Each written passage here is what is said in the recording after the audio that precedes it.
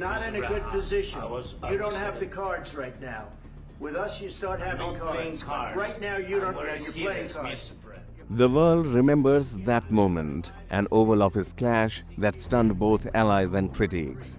U.S. President Donald Trump, blunt and combative, telling Ukrainian President Vladimir Zelensky to agree to the deal or lose Washington's support in its war against Russia.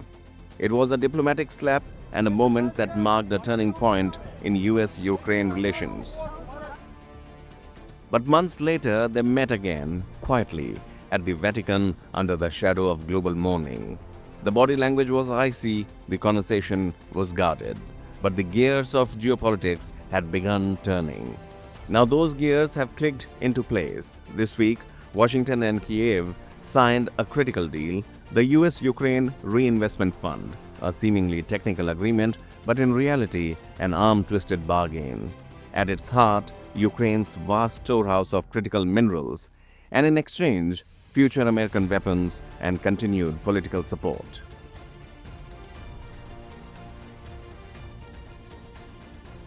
Here's what we know.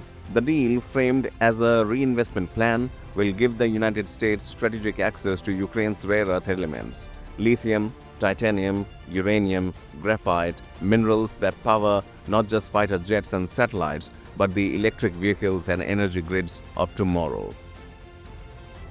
Ukraine sits atop deposits that Pentagon and U.S. energy firms have quietly eyed for years. The war gave Washington leverage, and now under the guise of a funding pact, that access has been formalized. President Trump did not hide it. He told the media, "I wanted to be protected. I did not want to look foolish." That protection, a guarantee that America gets something tangible for its billions in aid to Ukraine. 2 months ago, that deal almost collapsed during a fiery Oval Office meeting. Trump accused Zelensky of dragging the war to keep U.S. money flowing. But this time, Ukraine came to the table with a compromise. Minerals for missiles, resources for reassurance.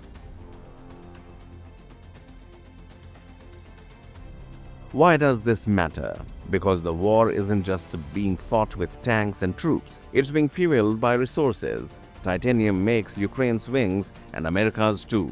Uranium powers defense grids, and lithium is the oil of the 21st century.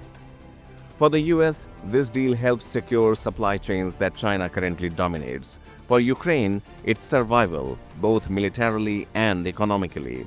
These resources will pay for artillery, drones, and the next winter of the war.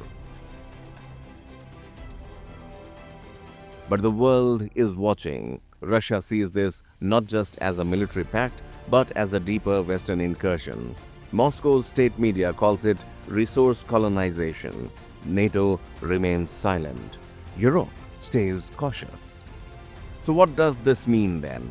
Ukraine may have kept its war effort alive, the US may have secured future-facing minerals, but behind the smiling photo ops lies a hard truth. In modern war, alliances are transactional, and nothing is free. So this was not a gift, it was a deal, and for Ukraine, the fine print may just last long after the war ends. Subscribe to One India and never miss an update.